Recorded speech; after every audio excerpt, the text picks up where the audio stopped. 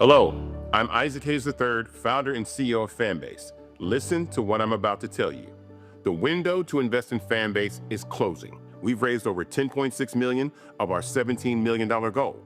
That means there's room for less than 6,370 people to invest in Fanbase for the average amount. The minimum to invest in Fanbase right now is $399. That makes you an owner in Fanbase today. Go to startengine.com/fanbase to invest. Why? Because current social apps have taken advantage of users for far too long, with content suppression, shadow banning, harmful racist content, and no real tools for monetization and equity. Fanbase has over 1.4 million users and counting, allowing anyone to reach all their following and monetize their content from day one. Social media is the new TV, and whoever owns the apps that distribute that content have the opportunity to own potential billion-dollar companies. While big platforms with uncertain futures are failing to serve their users, Fanbase is stepping up to fill the gap. Don't wait until it's too late. Invest now, invest for yourself and your future. Go to startengine.com/fanbase and own the next generation of social media.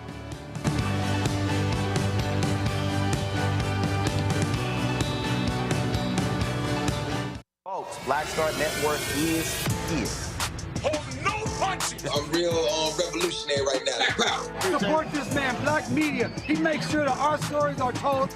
Thank you for being the voice of Black America, Roland. Stay black. I love y'all. All momentum we have now, we have to keep this going. The video looks phenomenal. See, this difference between Black Star Network and Black-owned media and something like CNN. You can't be Black-owned media and be scared. It's time to be smart. Bring your eyeballs home. You dig?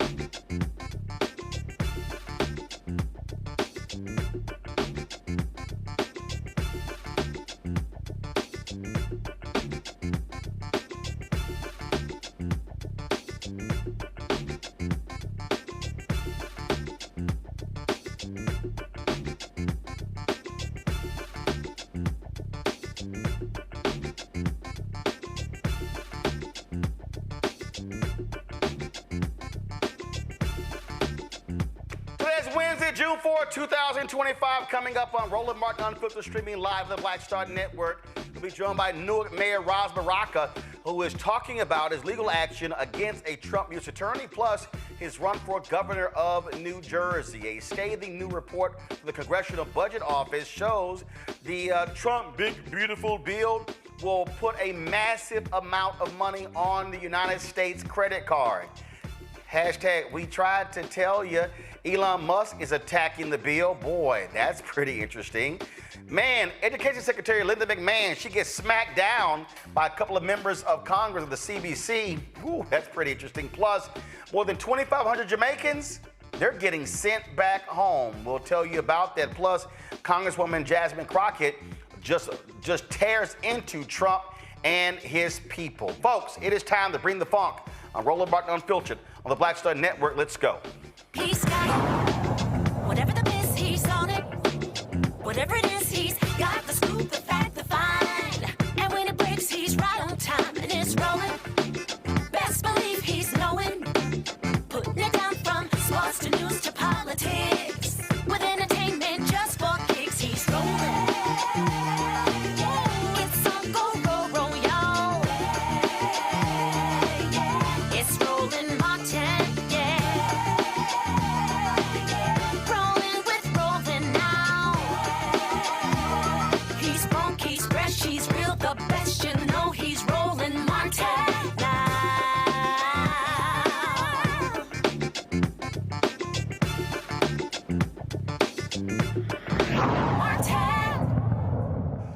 Folks, Newark Mayor Ras Baraka has filed a lawsuit against Lena Haba. She, of course, is the Trump U.S. attorney in New Jersey because over the issue of him being arrested of course, outside of an ICE detention center. She made all sort of different claims, and he said, oh, really?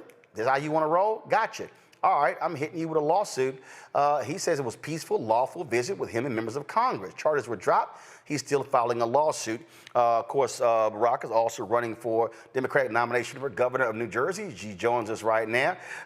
Mayor Baraka, glad to have you on the show. First and foremost, why are you filing this lawsuit? One, I just think they shouldn't have the ability to get away with what they did. They put it out that they dismissed the case so that we can move on. But they dismissed the case because they were wrong. They had no charges. My arrest was unlawful. They had no jurisdiction to arrest me whatsoever. And honestly, I think somebody passed the word down to them to come out of that facility and arrest me on the sidewalk to do it anyway. And they took those orders and went ahead with it. And they were wrong and should be held accountable for it. And obviously, she made all sorts of comments about you when it came to this particular arrest. And then later, of course, they dropped the charges. Right. They said that, I broke the law. I wasn't above the law. Some of them are still saying that, actually. We may have to extend the lawsuit to include other people, saying that we bust into place. We kicked our way in, slammed ICE agents, all kinds of fabrication. Even with videos present, they should have known that the video would tell the truth, and it did. Well, we are talking about the Trump folks, and so it's not like telling the truth is something they are very good at. They are actually excellent at lying repeatedly, and we see this all the time. And one of the things that I keep saying is when you're dealing with a bully, you got to punch a bully back. You can't negotiate with them. You can't capitulate. You've got to make it clear that you're going to fight them as hard as they try to fight you. Absolutely, and that's exactly what we're doing. Like they think they can just do this and walk away. They fingerprinted me twice. Took a picture, took my mug shots twice, did it in the jail, and then at the courthouse, they humiliated me again, dragged me in the basement to do it twice for a Class C misdemeanor charge that I could have got a blue summons for. $500 fine is the max of that. There's no such thing as federal trespassing. Trespassing is a state charge. These guys did whatever they could to humiliate me, so now I'm going to sue them for it. And they keep saying over and over again in the press and the media things that just didn't happen. Let's talk about, so you got that going on, but let's talk about your run for governor of New Jersey. You got the primary coming up real soon. Main reason why you want to be the leader of the state? The primary is actually Tuesday, June 10th. But, I think that ultimately New Jersey, being one of the most wealthy states in the nation, also one of the most segregated, the deep inequities that exist here. African-American women die 7 times more in the hospital giving birth. Our children die 3 times more for the age of 1.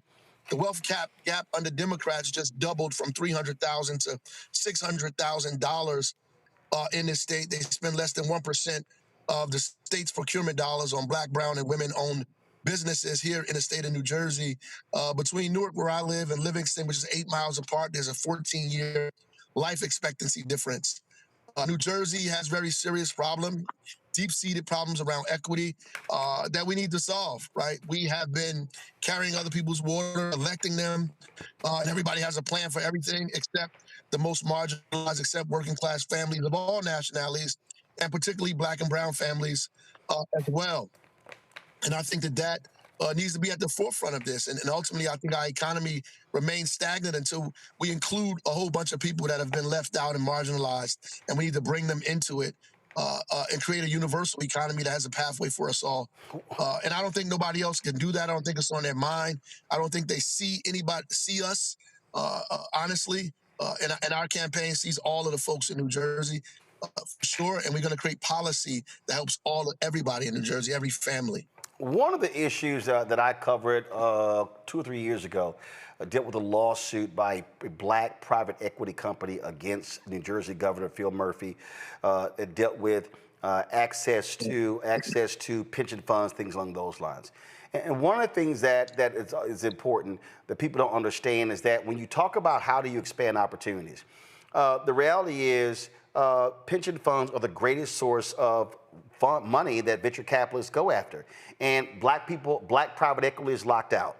Then when you talk about a lot of these deals out here, you don't have Black law firms, Black accounting firms, you don't have African Americans getting contracts. So when you look at the number of African Americans in New Jersey, these public workers and even the taxpayers, are you seeing real equity on the state level when it comes to African Americans being able to access these state contracts? Absolutely not. That's what I just alluded to. They did a disparity study that showed less than 1% of the state dollars go to Black businesses, brown businesses, women businesses. Deplorable. And the counties get worse and worse the farther you go down. We actually in Newark, in the last 3 or 4 years, gave $200 million to Black, brown, and women businesses, which is more than the entire county of Essex did. I mean, this is pretty bad in New Jersey. And you're right, I'm very aware of the lawsuit and the pension funds. It's interesting that Goldman Sachs has had governors, have had at least 3 governors in the state in modern times who handle some of our pension funds. At the end of the day, we need a public bank, not a commercial bank, but an investment bank. We need, these kind of Black, investment firms to be able to manage our pension funds, begin to put that money in the places we need it and invest in Black and brown communities and economically distressed communities, the communities that are not necessarily Black and brown, but have been historically and economically neglected because of the poverty line there. But we have to invest in these communities, and we need to be in control of our own funds to be able to do that. You know, I did a story the other day talking about how the Trump folks want to get rid of the federal DBE program. That's $37 billion that goes to minority businesses and white women. And I say white women because the W is not women, it's white women.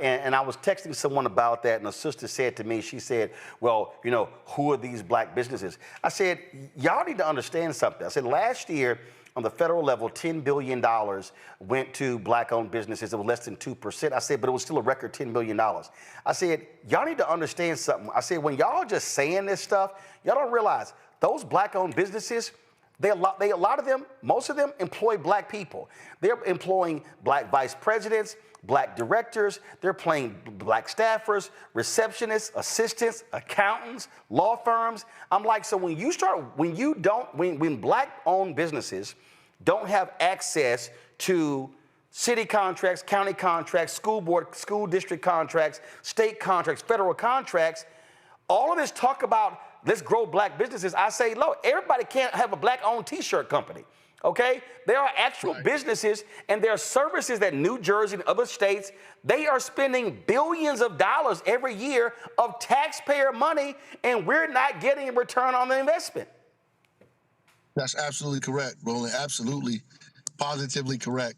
Whether you talk about construction contracts or, infrastructure contracts, labor contracts, technology contracts, all kinds of stuff, business services, professional services, all of those things are going to everybody but us. And so we absolutely need to be engaged and involved in that wholeheartedly. And if you take all of the cities, all of the counties, and then the state together and kind of add up all of the money that's being spent and invested in businesses and what we're losing and what we're leaving on the table, it's tremendous. And like you said, a lot of public workers are black and brown whose pension funds are responsible for paying for a lot of this stuff as well.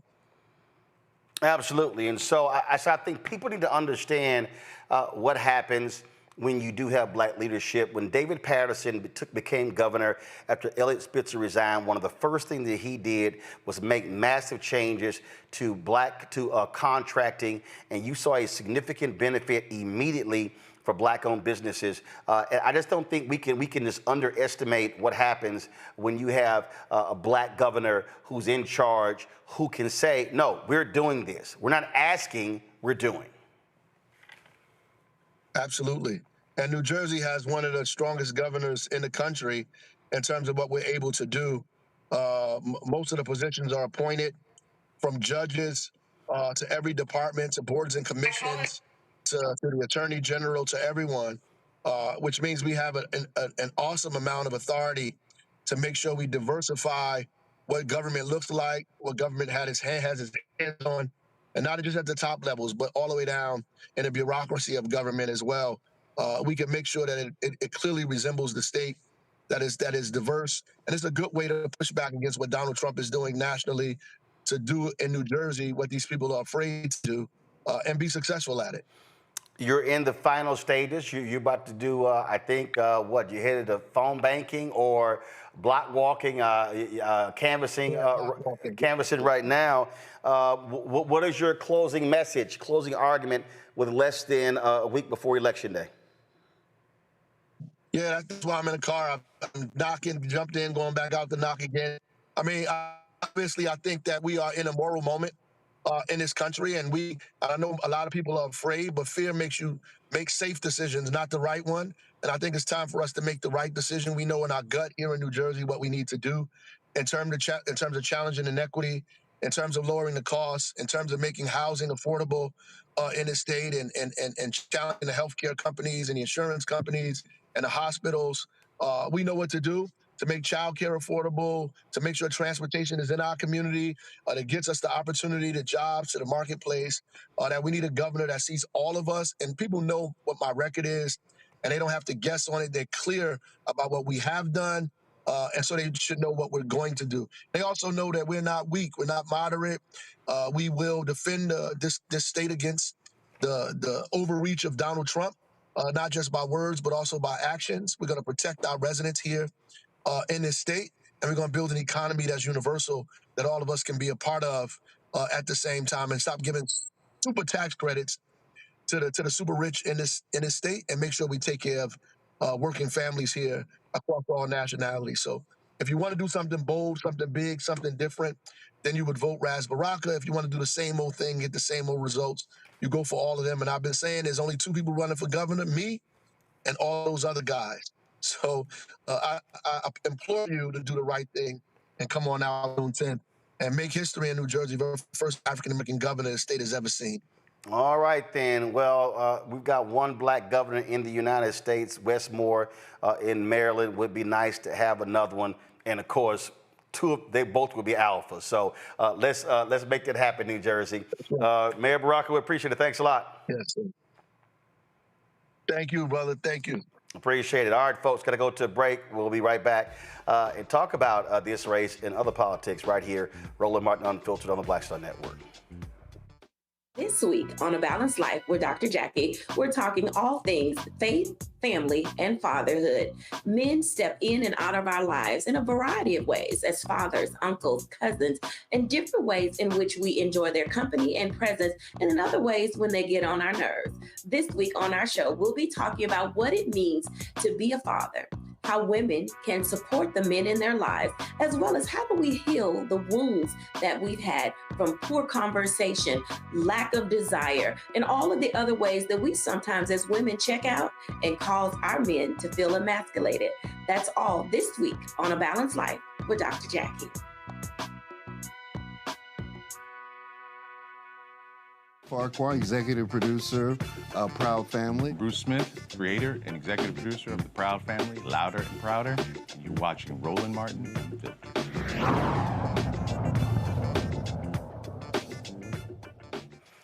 Folks, my panelist today, Andrew Clark, managing partner, District Legal Group, joining me out of D.C. Glad to have you here. Dr. Zachary Kirk, educator and content creator out of Atlanta. Glad to have you here as well. Zachary, I'll start with you. The thing for me, you're seeing Mayor Baraka run for governor of New Jersey. You've got MAGA Republican Winsome Sears running in Virginia. You've got Garland Gilchrist, Lieutenant Governor of Michigan, who's running for governor in Illinois. You've got black candidates running for the United States Senate. I mean, we have seen the change over the past decade where so many African Americans could not get to that top position, being able to run statewide. Now they're running statewide, but now you still got to cross that hurdle to win. Of course, we know the United States Senate.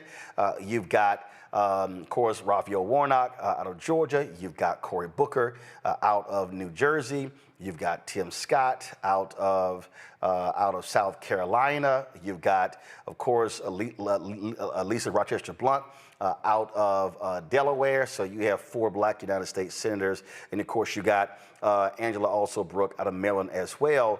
But governor, that seems to be a lot more difficult, since Reconstruction. Only 3 African Americans got to the governor level. Governor Doug Wilder out of Virginia, of course, Deval Patrick, 2 terms out of Massachusetts, and now Wes Moore there in Maryland. And so that's critical when you talk about being able to be the governor, the chief executive officer of a state. It's essential. We are living in a time frame when we need strong leaders at the head of every single state. There are people constantly asking online, saying, what are Democrats doing to fight back against the Trump administration, against the rollback of American democracy?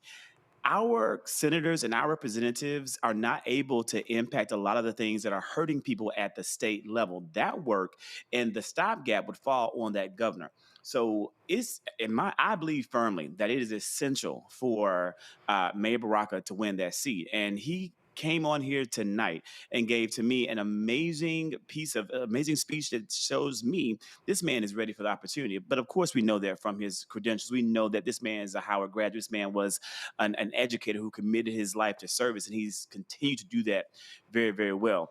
It's my hope that he's going to cross the finish line, but it's not going to be easy. And it's going to be incumbent on the people of New Jersey to rally behind him, but not just the people of New Jersey, but the black people, the brown people, the people that are being most hurt and most impacted by the policies of the Trump administration to mobilize together to get this man over the finish line. And we have to do whatever we can to use our platforms to amplify his message and get the troops rallied to fight for Mayor Baraka. Andrew, I laid out there in terms of what I kept focusing on the contract piece. And when you look at what happens when black mayors take over cities, you then begin to see how things expand. And I always say, if you ain't having a money conversation in America, you ain't having an American conversation. And that is critically important. It's one thing to say we need services, but we also can't be talking about how do we build and grow and sustain black-owned businesses If you can't get contracts, if you do have a business, you can't build capacity. Yeah, and one of the things about the governor of a state is the governor is almost akin to, if you think about the president for the United States, the governor is akin to running and setting the policy for a state. In the great state of Maryland, we have Wes Moore, who is an amazing person. I've met him personally. He's a very, very down-to-earth governor, but his policies on business are very friendly for small businesses to succeed and also for Black businesses to also succeed.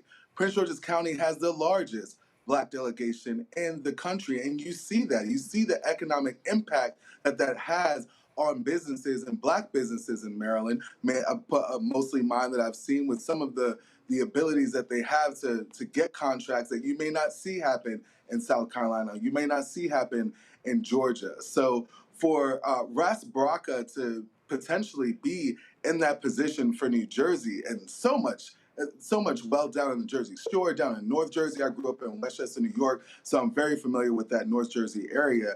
For him to be in a position to set aside some of those contracts and also to promote small and Black businesses is going to be huge for the state of New Jersey. The state, when you look at city, county, and the state, Zachary, it's $129 billion spent in New Jersey. I don't think people understand. When we talk about the federal government last year, more than $700 billion just the federal government. So when you start talking about New Jersey state, New York state, you start talking about North Carolina, South Carolina, Georgia, Florida, Texas, we can go on and on. We're now in the trillions of dollars. And what we see is, if you're seeing 0.5, 1% Black owned, look how much money we're not accessing when we talk about those contracts. And when I say that, it's always amazing when I post these things on social media. Doesn't get many likes.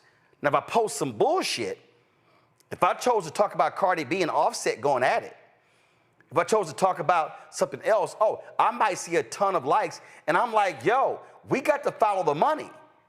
We got to follow the money. And we got to follow the opportunity that leads to that money. And that's why it's essential that we get people elected to office who are going to care about the interests of all people, not just white males. Yeah, Andrew, I mean, the reality is Black folks today, we're not where we are if you don't have Hatcher in Gary, Indiana, Stokes in Cleveland, Maynard Jackson in Atlanta, Marion Barry in D.C., Coleman Young in Detroit, and on and on. That's how those opportunities in the 70s then leads to, you begin to see the rise of Black-owned businesses. Then you got the people who say, well, you know, that's the boule class. That's all BS, because if you work for one of those firms in a capacity, guess what? Those firms have security guards, they have receptionists, they have assistants. I mean, the plethora of jobs are there. That's what people don't seem to understand. I mean, listen, this small business here, I talk about it all the time on this show. When we moved into this studio, more than $400,000 was spent building out the control room, the green screen, building this set, the lighting, all of these different things. That money went to Black-owned businesses. And that's what we're talking about. So imagine, and so those Black-owned businesses, they have Black employees. They were coming through here. Right now, our IT infrastructure is being handled by a Black-owned IT company. That's a $40,000 deal. So again, now imagine if Black-owned businesses are now able to expand from private business to corporate business, now to, again, your city, your county, your state. You totally change the game. Same thing for our business is advertising. Guess what? The state of New Jersey, the state of New York, they all advertise. So people don't see, I mean, it drives me crazy when we're having these discussions and we literally are talking about billions of dollars that's funding white America. So when Black folks are sitting here going, man, look at all these country clubs and look at all these multi-million-dollar houses, I don't see many of us. That's why. Yeah, and just locally, if you look in the Washington, D.C. area, where Trump has spent a lot of time cutting resources, not only jobs, but also federal contracts as well, you look at how the suburbs in Prince George's County were built. The top 5 wealthiest counties in America for Black people exist in Prince George's County. Hold on. Let me do that. I understand that point. Okay, but I got to stop you there. Here's why. I don't use that phrase because they're not wealthy counties. And I don't use it. Let me explain why I don't do that. They're not wealthy counties. They are places where homes, the value of the homes exceed $500,000, $750,000, $1 million or more. But we saw what happened in 2008 with the home foreclosure crisis. Those places got decimated because Black folks had subprime loans on those homes. So those Black people are not wealthy. So I know what you're talking about, and every time I see one of those stories, I do not use the phrase, those are wealthy counties, because they're not wealthy.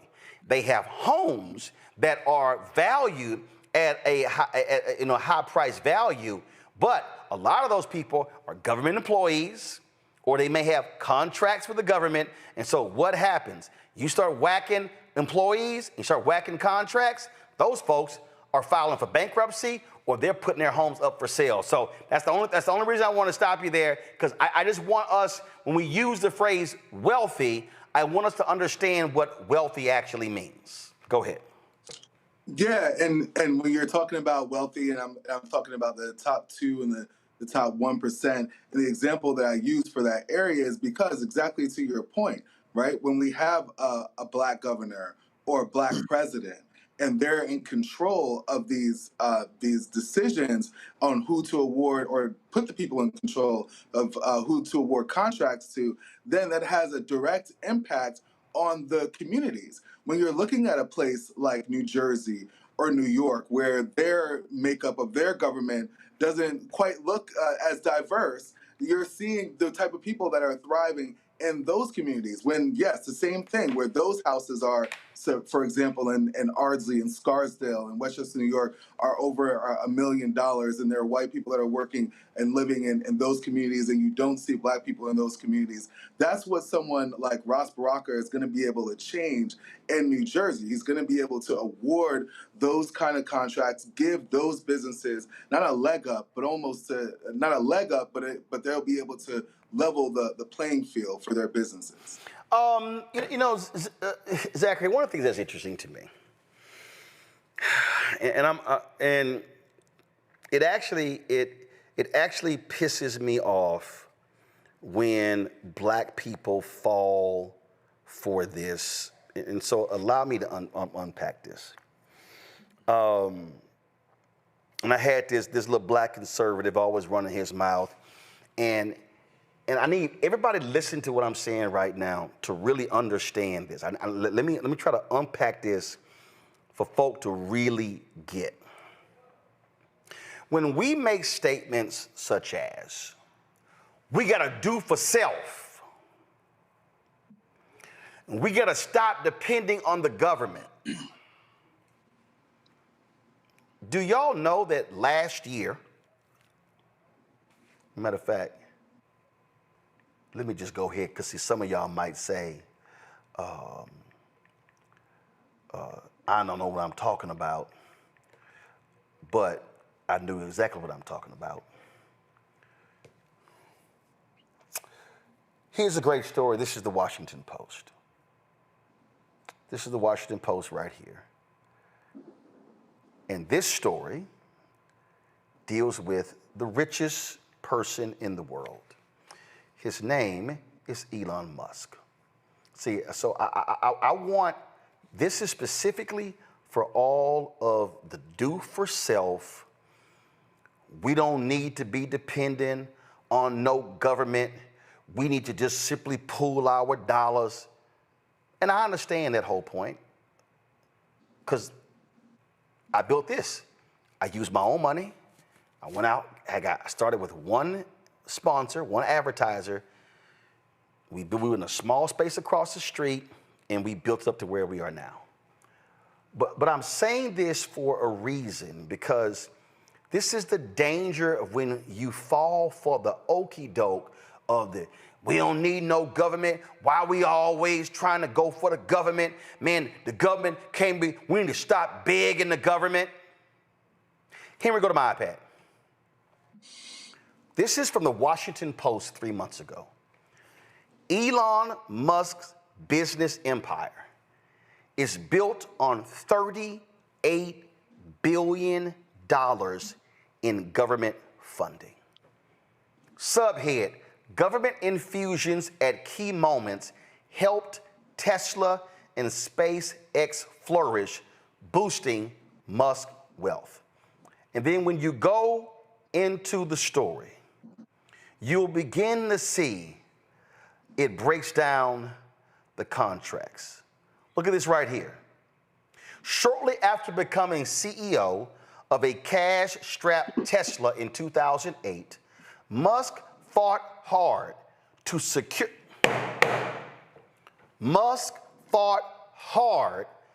secure a low-interest loan from the Energy Department.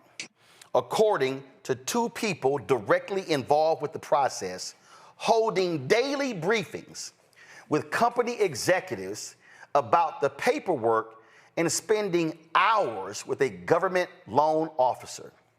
When Tesla soon after realized it was missing a crucial Environmental Protection Agency certification it needed to qualify for the loan days before Christmas, Musk went straight to the top, urging then EPA Administrator Lisa Jackson, this was a sister, I know her well, to intervene, according to one of the people.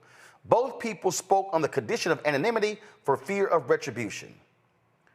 It says nearly 2/3 of the $38 billion in funds have been promised to Musk businesses in the past 5 years. In 2024 alone, federal and local governments committed at least $6.3 billion to Musk companies, the highest total to date. And you see they have a chart right here. So folks, follow me here. When I hear black folks, do for self, do for self, do for self,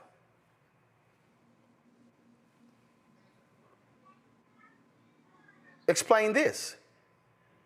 Do for self, do for self, do for self. When we say we don't need the government, you do know there's a reason. See, some of y'all, let me just go ahead and pull it up. Let's see here. Corporate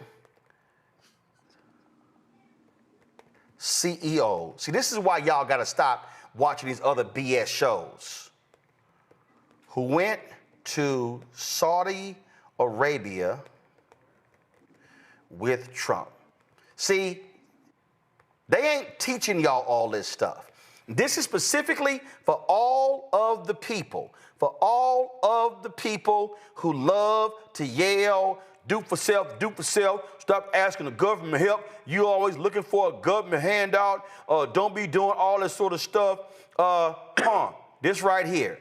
Boom, this is CNBC. Trump joined by dozens of CEOs during his Middle East trip. And look at the article right here. They sit here and they say Elon Musk, Alice Karp, Kelly Ortberg, Boeing, Jensen Huang, NVIDIA, Sam Altman, OpenAI, Andy Jassy, Amazon, Larry Fink, BlackRock, Ruth Porat, President and CIO of Alphabet, that's who owns Google, the CEO of IBM, the CEO of Coca-Cola, the CEO of Uber, the CEO of Alcoa. Okay? That's just their particular article here. All right? Then if you go, let's see here. Fox Business may have, give me 1 second. I want to see if they have a separate list. they have all of the same thing. They got a story here of all the folk who are going. All right, this right here is the Hill newspaper. This is what they say in the article. Hold on one second. Let me close these boxes out. They said, here are the 32, this is what they say. Here are the 32 individuals the White House said joins Trump's lunch with Saudi officials. Right here, Elon Musk, Steve Schwarzman, Blackstone, Larry Fink, BlackRock, okay? Reid Hoffman, co-founder of LinkedIn, Ben Horowitz, the venture capital firm Andreessen Horowitz, Sam Altman, OpenAI, Jenny Johnson, Franklin Templeton Investment, Arvind Krishna, IBM, Jane Fraser, CEO of Citigroup, Michael O'Grady, CEO of wealth management company Northern Trust, Kelly Ortberg, CEO of Boeing, Ruth Porat, CIO of Google, Andy Jassy, NVIDIA, Palantir, the CEO of Baker Hughes, an energy company, Lorenzo Simonelli, Jeff Miller, CEO of Halliburton, Olivia Lapouche, CEO of Schlumberger, an oil field services company based out of Texas, Dina Powell, Vice Chairman of BDT and MSD Partners, a merchant bank, Ray Dalio, founder of Bridgewater Associates, Marcelo Clark, entrepreneur, works with fast fashion company Shine, Travis Kalanick, the guy who founded Uber, Neil Blue, billionaire who serves as chairman of General Atomics, John Ballas, law firm Kirkland & Ellis, Jake Silverstein, CEO of Infel Investment Partners, Tina Sweeney, CEO of Epic Games, Kathy Warden, CEO of Northrop Grumman, James Quincy, CEO of Coca-Cola, the CEO of Uber, Francis Suarez, mayor of Miami, William Oplinger, CEO of Alcoa, William Meany, CEO of Iron Mountain, an information management company. So I need all of y'all, pull yourself up by the bootstraps. We need to do for self. We don't need no government help. I need y'all to answer the question. Why are 32 of the biggest corporate leaders in America, why did they travel to Saudi Arabia with Trump? Answer that. We on K Street. Do y'all know what K Street is known for in D.C.? This is the street where all the lobbyists are. I need y'all to understand. If I got out of this seat, and walked outside my building, and I walked 2 blocks up the street, I'm standing in front of the White House, Lafayette Park. Do y'all know what's to my left? Banks. Do you know what's to my right? Banks. Do y'all know who's a block away from us right now? The Motion Picture, used to be the Motion Picture Association of America, now it's MPA. Who's across the street from them? AFL-CIO. They're lobbyists. They understand the power of government.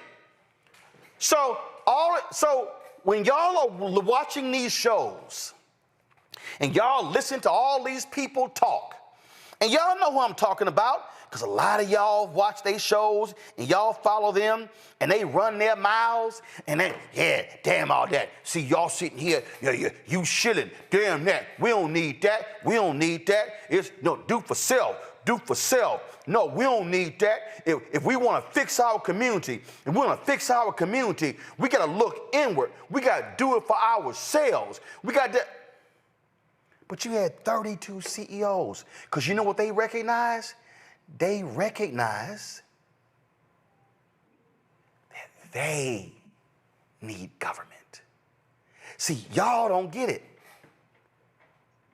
They love us saying, yeah, look at them. Yeah, we don't need government. We don't need government. And see, because what they've done is they've got you thinking, matter of fact, and so see this little fool, see, I don't even like dealing with these fools like this little boy King Randall, okay? But somebody responded, because I responded to him complaining about Job Corps getting cut, and he talked about, well, we need to have the money replaced by local and state. I said, boy, it's amazing. You ain't said nothing about good MAGA. You didn't even mention Trump. So he gonna post this tweet, exactly, Roland Martin don't want talk solutions. I never said that Trump was coming to save anything. I literally said the complete opposite last year. They conveniently won't share these videos or act like they didn't see it. Okay, so I'm gonna play this video, y'all. So I want y'all to listen to what he says, and I'm explaining to y'all why he has no idea what the hell he's talking about. Listen. There's not one politician that we need to blame for the way our communities look. There's nobody that's going to help us fix our communities but ourselves. We are using politicians right now to cope with our inability to actually affect our own communities. Our communities are only going to be fixed by us. Joe Biden is not the reason that your community looks the way it looks. You are. And Trump is not going to come save our communities. We are. We have to fix our communities on our own. So let me explain that. We have to fix the communities on our own. Okay. So if I take what you just said, so if the same Trump ends the DBE program that will wipe out $37 billion in contracts, and 78% of the DBE contracts go to white women. Native Americans get a significant portion as well. So last year, only $10 billion, which is less than 2% of federal contracts went to African-American businesses. But it still was a record $10 billion. And see, this is what the King Randoms of the world and a lot of these other folk who yell the same stuff, they don't seem to sense. In order to fix your community, how you gonna fund it? Do y'all know? Y'all know that in Montgomery County,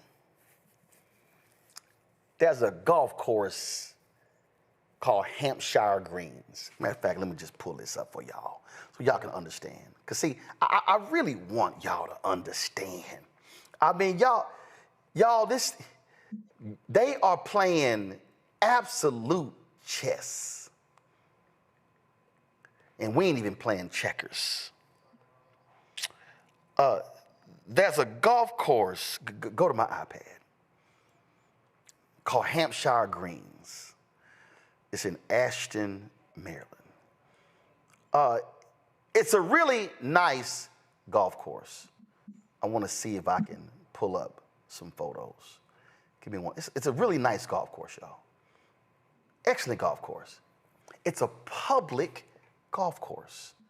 Let me go back over here. I'm gonna go back over here, see if I can pull up some photos. I played the course. It's excellent. It looks great. It's amazing.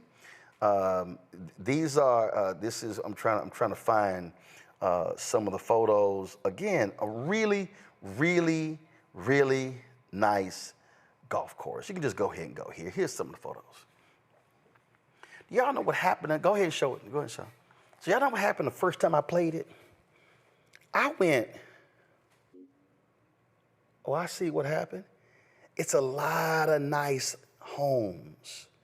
It's a lot of nice homes near Hampshire Greens Golf Course. It's a lot of nice homes.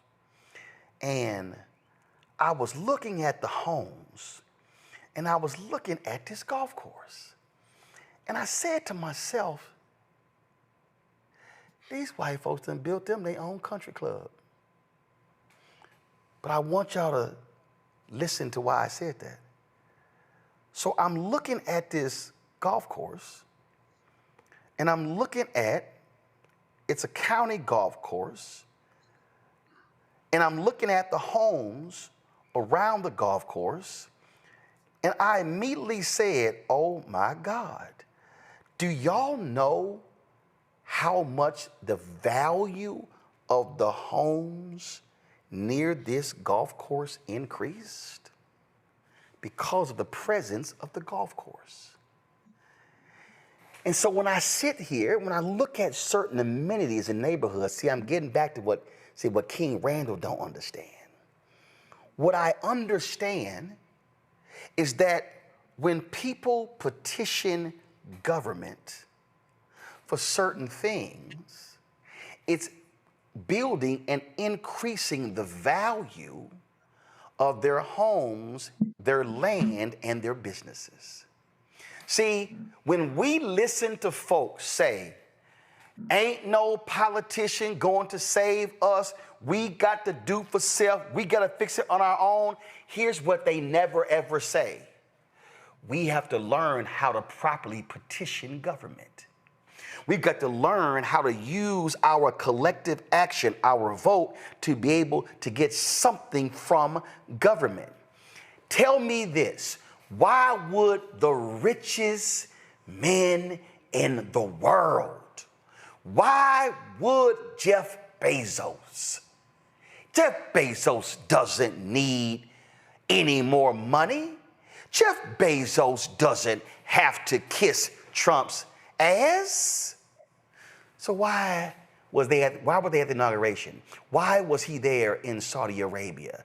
Why are these corporate titans sitting over companies worth with market cap of 1 and 2 and 300 billion and almost $1 trillion? Why would they be there? Because they understand the power of government. The chip makers understand what happened when Biden signed that bill, spending billions of dollars to build computer chips in the United States. Oh, see, y'all, oh my God, y'all better understand Biden and computer chips.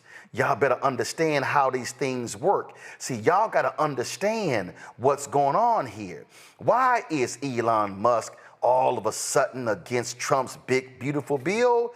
Oh, because the bill gets rid of electric vehicle tax credits, and that will decimate the growth of his business. Man, y'all better understand when the Biden-Harris administration announced the CHIPS initiative. Oh, y'all better understand. Look at this here. Biden-Harris administration announces CHIPS incentives award with Texas Instruments to expand U.S. capacity of current generation mature node chips. Look at this right here. Look at this right here. Up to $1.61 billion CHIPS investment will support multiple projects in Texas and Utah to help increase production of semiconductors important for U.S. economy and national security. Oh, keep reading. Look at this here. The Biden Department of Commerce awarded $1.61 billion in direct funding. Keep going. The award follows the previously signed preliminary memorandum of terms announced on August 16, 2024, and the completion of the department's due diligence. Keep reading. This funding will support TI's investment of more than $18 billion through the end of the year. So guess what? Texas Instruments says we're going to invest $18 billion over a decade when it comes to construct 3 new state-of-the-art facilities, including 2 in Texas and 1 in Utah. Texas Instruments does not commit to spend $18 billion in new facilities unless the federal government brings $1.61 billion. I need y'all to do the math. The $1.61 billion from the federal government represents 10% of their investment. So when Texas Instrument goes to the banks and goes to their stockholders, they are sitting here going, we're going to invest $18 billion over 10 years. $18 billion over 10 years is $1.8 billion a year. But the federal government, without the federal government $1.61 billion, guess what happens? They don't build 3 new plants. So now tell me this. Why would black people say, do for self? We don't need nobody else. Black people can fund this. No, we can't. Y'all, you're falling for the illusion. I need y'all to listen to what I'm saying. Black spending power is $1.6 trillion a year. Estimates 1.2, 1.4, let's say it's 1.6. Half of the money the average person spends, half, some as high as 60% is spent on housing. So if you take the spending power of black people, you gotta cut that shit in half because half is going to housing. Now you're left with $800 billion. We ain't talked about food, clothing, health care, We ain't talked about partying, drinking, smoking. We talk about all that sort of stuff like that. So that number go down, down, down, down, down, down. So now you're left with how much money does Black America have to reinvest in the communities? So now you're left with, wait a minute, hold up, Roland, now I'm confused. Because now I don't understand what you're actually saying. Are you actually telling me, Roland Martin, that Black people should be looking to government to invest in Black communities? And the answer is yes. Because you know why? Texas Instruments does it. IBM does it. Oh, y'all. Since y'all want to go to school, let's see here. Virginia and tax incentives to Amazon.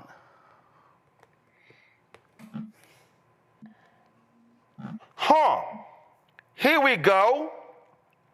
This is the, give me 1 second, because this is behind the paywall, but let me get that from outside of the paywall so y'all can understand. Amazon, one of the richest companies in the world, when Amazon decides that they want to come to a city, what do? They ask for tax breaks. The city, the county, and the state, in order to lure a company like Amazon, will offer them tax breaks because they are bringing jobs. When you bring jobs, you're bringing people to fill those jobs. The people that fill those jobs buy homes. The people that fill those jobs buy products. So therefore, they're paying property taxes. They're also paying sales taxes. And guess what? They are actually creating whole damn neighborhoods. Go to my iPad, Henry. April 13th, 2023. Amazon requests first HQ2 incentives from Virginia, nearly $153 million. Let me go down here to the story. Boom! Virginia committed in 2019 to give the tech giant up to $750 million for new jobs it was creating at this Northern Virginia campus. Y'all, I'm trying to get y'all to understand that you've got to stop listening to these simple Simons who stand up here and say bullshit that sounds cute, is tickling your ears, and you like, that's right, I like that young brother, do for self. We don't need them, we don't need them. And while your ass is sitting here saying we don't need them, you know what these white folks are doing? Yeah, we need them. What can we get? What can we get in terms of tax incentives? What can we get in terms of breaks? What can we do here? What kind of investment can we get? What kind of R&D can we get? Research and development. They don't call it welfare. They call it R&D. They don't call it welfare. They call it tax incentives. They don't call it welfare. They call it subsidies. And so when we are sitting here listening to people say this, if Black folks would just do for self, if we would just fund our own, so fund our own without contracts. Fund our own without loans. I just showed y'all Elon Musk got a low interest loan from the Department. Do y'all know what one of the biggest banks in America is?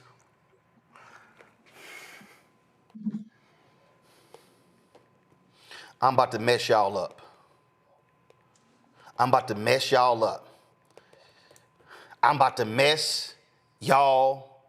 up.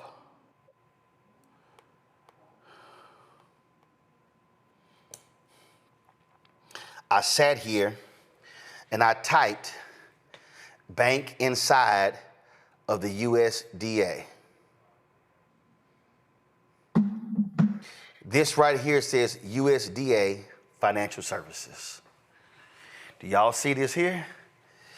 Agricultural Federal Credit Union, AFCU branches, Employees National Finance Center, Retirement Plan. Y'all see all this here? Do y'all know what happens? Banks don't build a lot of stuff in rural America. So do you know where they go to get projects financed to build in rural America? The U.S. Department of Agriculture. David Scott is a congressman from Atlanta. Being real sick, he became the first African American to ever chair the House Agricultural Committee. Do you know what my frat brother David Scott told me? David Scott told me, and it was a story relayed to him back in the 70s from another CBC member. And David Scott said, matter of fact, see if you can call David Scott right now. See if you can get David Scott, Carol, on the phone right now. Because I want y'all to hear, so Carol, check your cell phone. I'm sending you his number right now. Matter of fact, yeah. David Scott was told a story where a racist white member of Congress told a CBC member, there's one thing you can guarantee in life, a nigga ain't gonna never be head of this committee. You know why? Because the USDA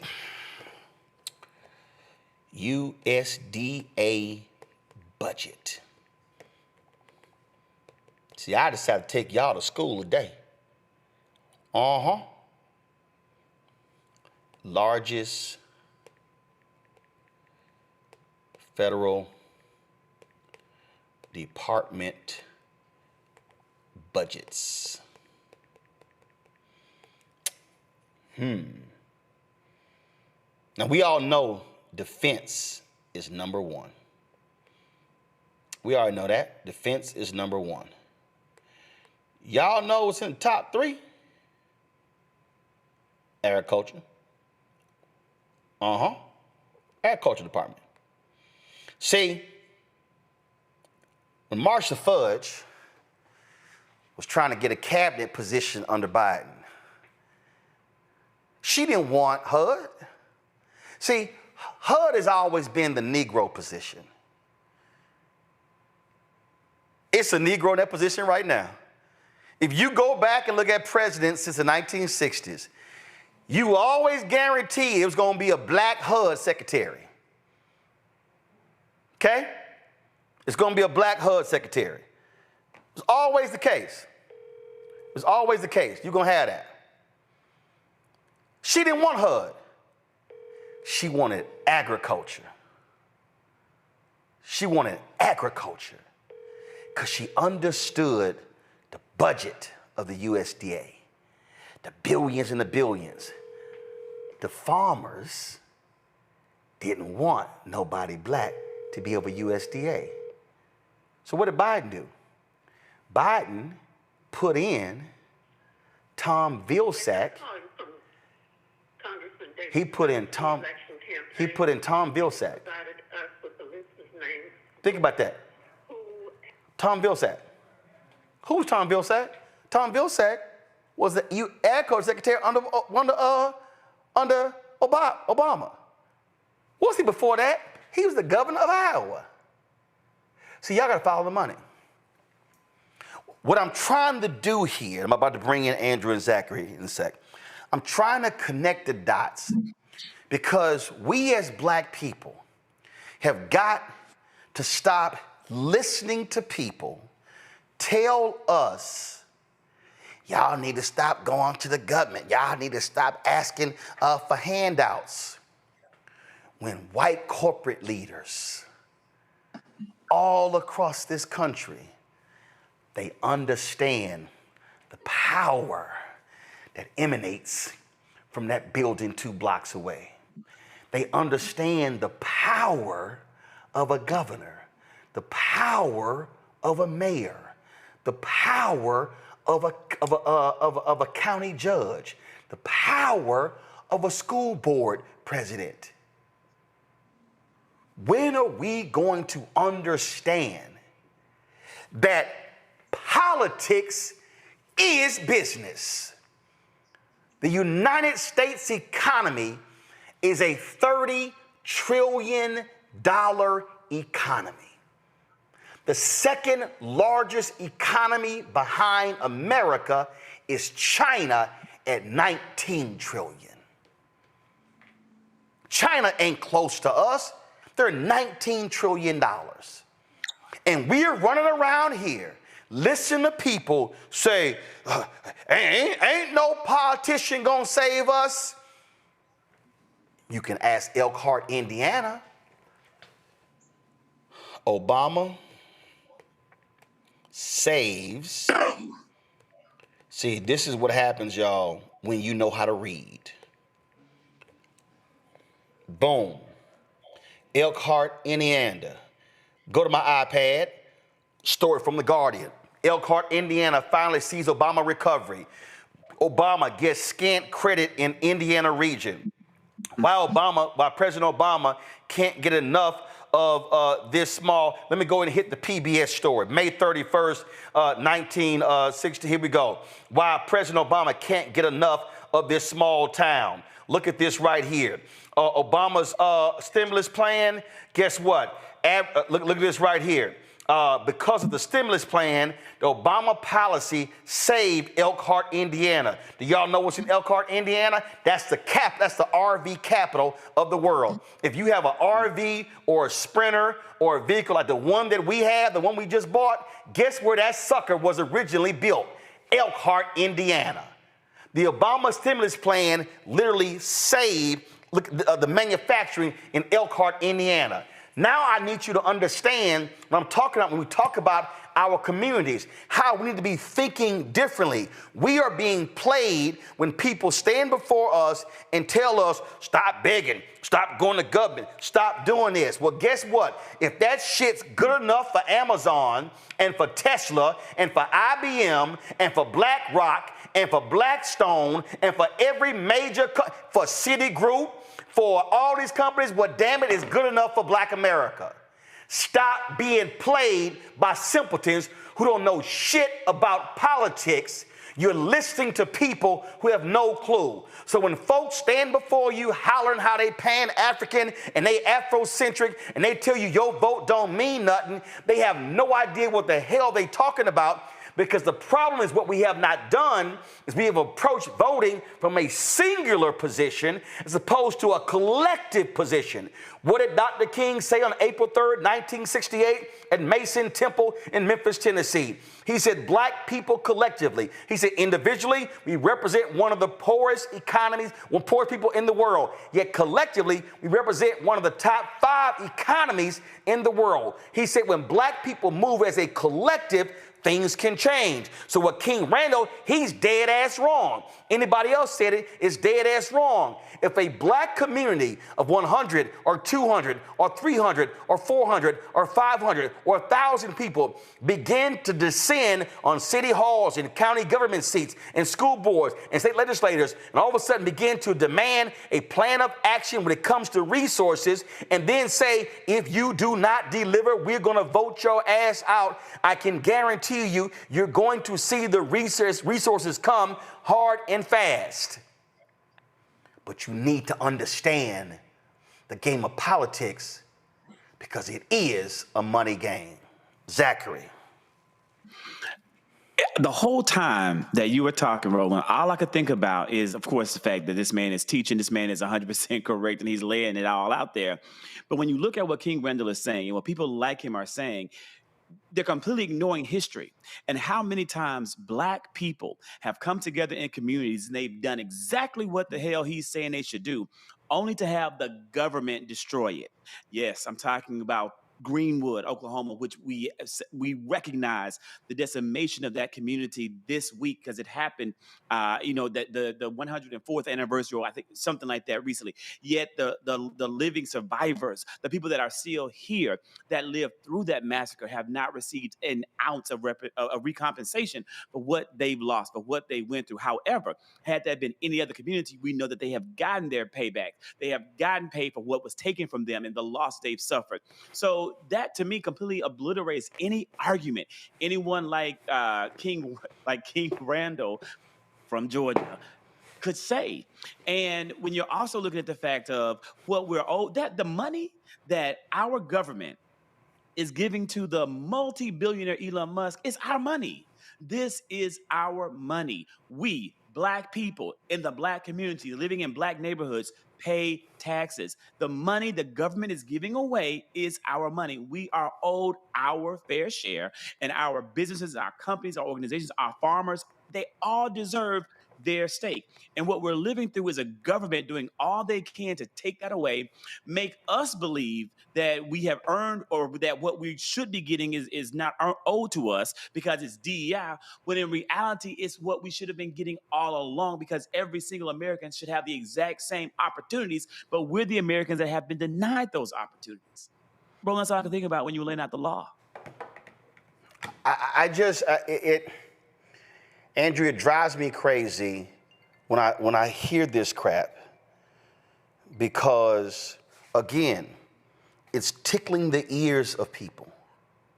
And they go, yeah, that's right, he right. See, do for self. We don't need them. We could do it ourselves. And I'm not saying don't build.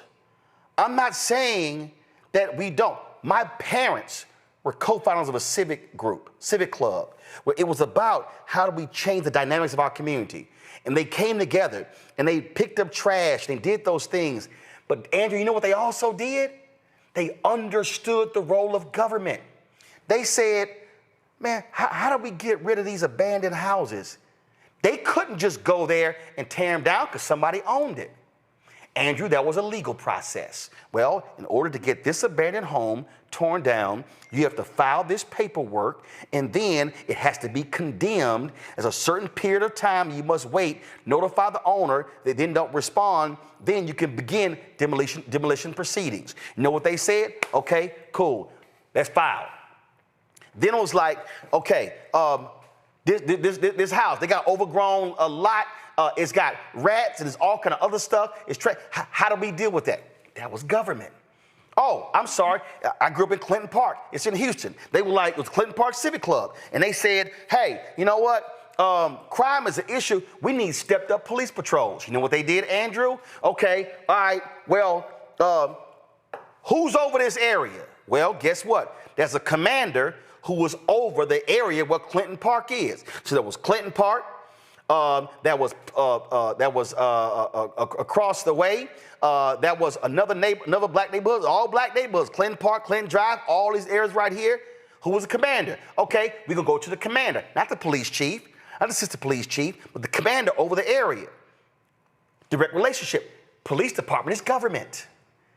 So that's what that is. And so when I listen, the reason I laugh, because the school King Randall got, he got from the school district. That's government. He had to do an agreement because he came on this show claiming he had the school, and the school superintendent released a statement saying he's lying on TV. He does not have an agreement. So even when he got his school, he had to petition government to turn the former school over to him because they own the property. So folk need to understand when they saying silly shit like this here. We don't need government. We don't need government. There is nothing in America. There's nothing in America that government does not play a role. Even, hell, if y'all think I'm lying, Andrew, I'm gonna let you talk on this one right here. Trump and y'all, I'm about to mess y'all up.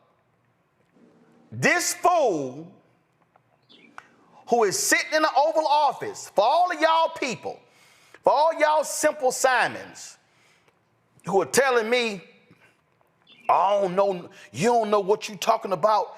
Your government, if you own it, if it's private, government can't tell you nothing.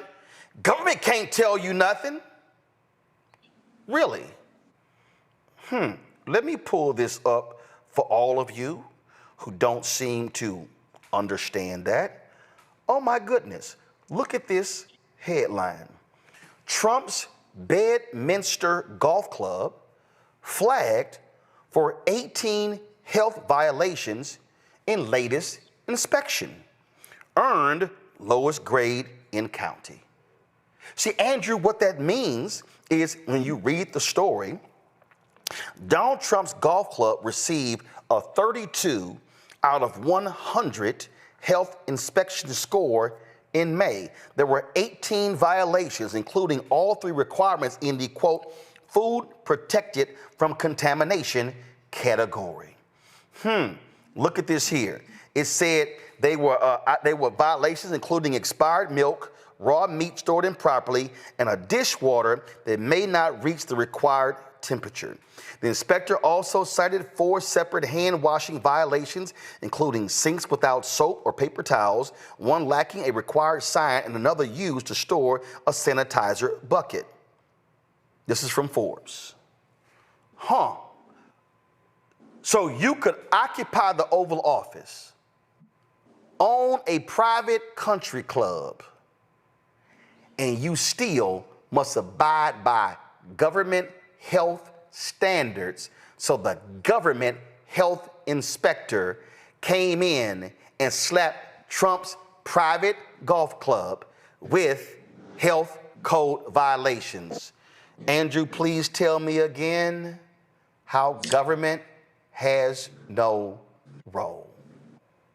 Yeah, I mean, I think that the disconnect between our people and the government also comes and stems all the way back to public housing. If you think about that great experiment where the government said, I'm going to, build buildings and I'm going to give you at least some kind of basic standard of living, right? I'm going to give that to you.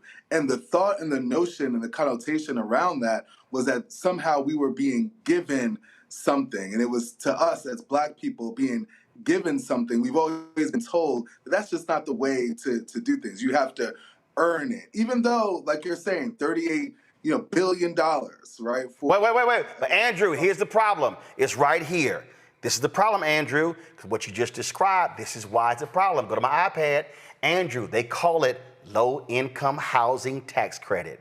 So that's the problem, Andrew. See, it's for them broke people. It's them low-income people. That's because it's called low-income housing tax credit. Finish your point, and I'm gonna come back. I'm gonna show folk what happens when it ain't low-income housing. Go ahead. And exactly, Roland. So for us, whenever we're getting something like welfare or food SNAP benefits, is always seen as this is that we're giving this to you so that because we feel like you need it. And the difference, I think you're about to talk about that, is in the phrasing. And we as the people, we have to start looking at that phrasing and using the government. The subsidies are there. The money is there. We have to start using this money to our advantage. And it starts at the polls. We can't get these things done without having the right people in our local government, in our state government, and in our federal government.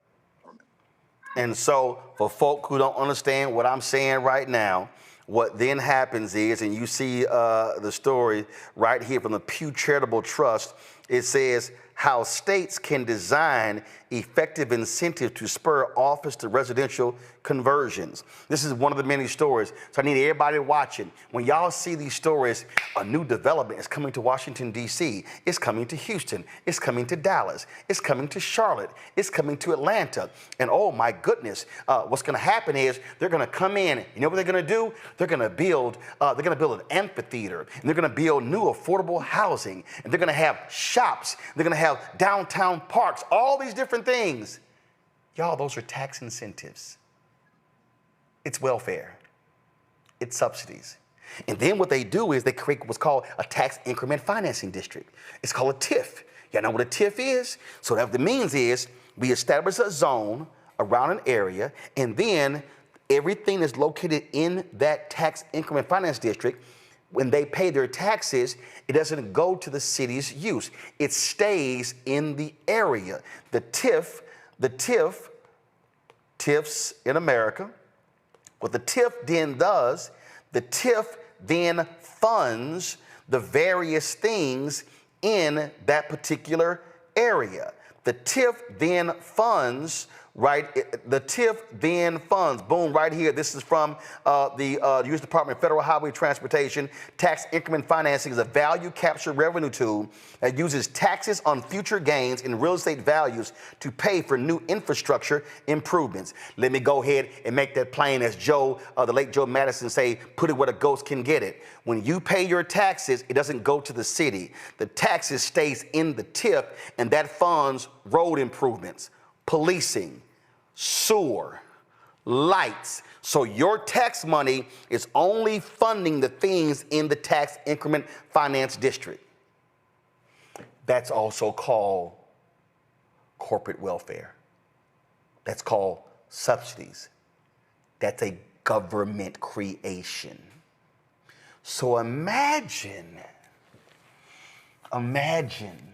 if a King Randall and the rest of these black MAGA folks I call the help, imagine if they did what I just did, gave a 30+ minute history lesson on how white America has always used government to rebuild their neighborhoods, rebuild their cities, rebuild states, and rebuild America.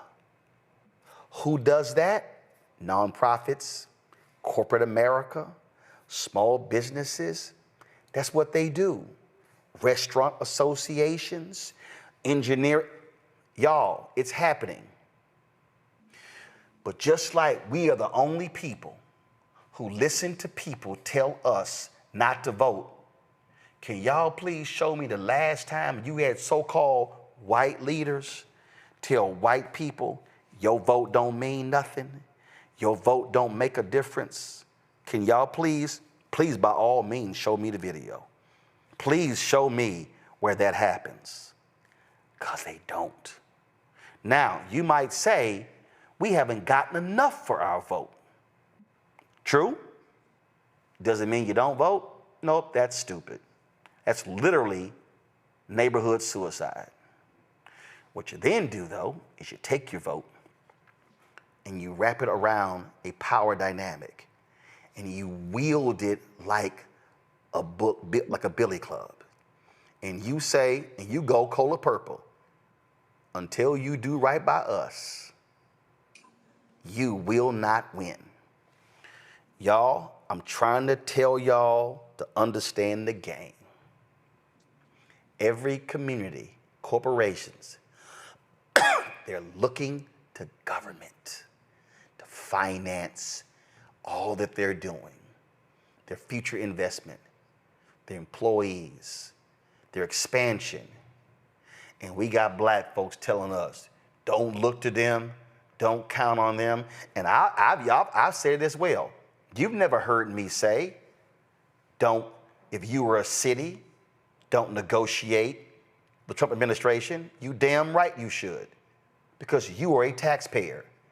And y'all have heard me say, I don't care if your mayor or your council member or your state legislator or your state senator or your governor, if they Republican and you didn't vote Republican, you're still a constituent.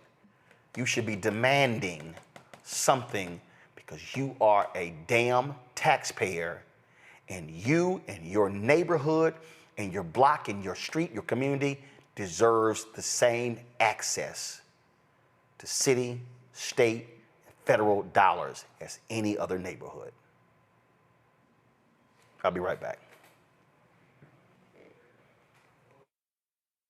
Side of change. To mass incarceration, Trump administration is doubling down on criminalization and how it is profitable. And there's something really, really perverse about saying that we need to put people in cages in order for other people to have jobs. Like, that is not how our economy should be built. Only on the other side of change on the Black Star Network.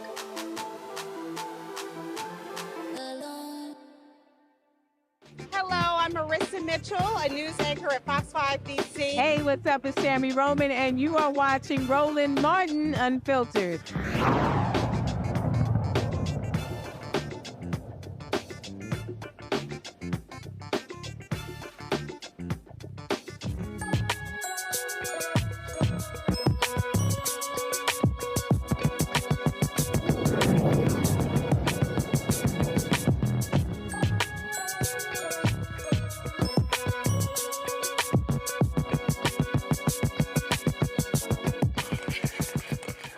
Yeah, I wasn't planning to do all that. That was not, literally none of that stuff was on the damn agenda. Thank God we only had one guest the whole show, because none of that was planned. Now y'all understand Carol talking about messed up my show. I don't know. Listen, I'm gonna tell y'all what I told the people at TV One and with the people on the show right here. You're supposed to do your job. You're supposed to write scripts. You're supposed to get the video ready, all that stuff. Now, when that red light, normally it's a red light, it's called a tally light, but we don't have a red light. But normally when that red light come on, then it's my time. So I take the show wherever the spirit moves me, and that's what that was. And so if you wrote a nice little script, that's cute. You did your job, you're gonna get paid for it. But I am under no obligation to read that shit. Just letting y'all know how this show goes. All right, Andrew, I'm telling you, I'm just straight up, Andrew exactly like, damn, did he go there? Listen. When the show starts, everything that you wrote is optional. It is not guaranteed I'm gonna get to it. So that's just how things work on this show. All right, y'all. I'm gonna tell you, had another rough day on Capitol Hill, that dumbass Linda McMahon. Y'all know she the education secretary. Her ass came from WWE. This is what happens when you get a wrestling person and you put their ass over the education department. So she got her ass lit up today in the House Education and Workforce Committee when Congresswoman Summer Lee of Pennsylvania lit her ass up on the crackdown of so-called illegal DEI programs. Roll this shit. I think that in very many ways we've been talking around a lot of the issues with this administration. So to be honest and to be very clear, I want to say that this administration has undoubtedly revived the culture of racism we haven't seen since the Jim Crow era.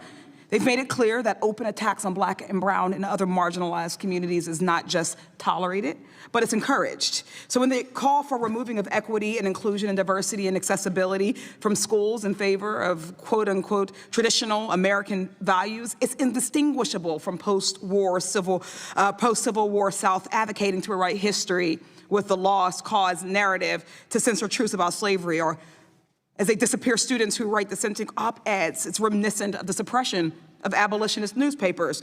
And this department's financial aid policies harken back to a time when higher education was reserved for affluent, well-connected, and predominantly white students. So I have some questions, about why this department is taking its leads from Jim Crow.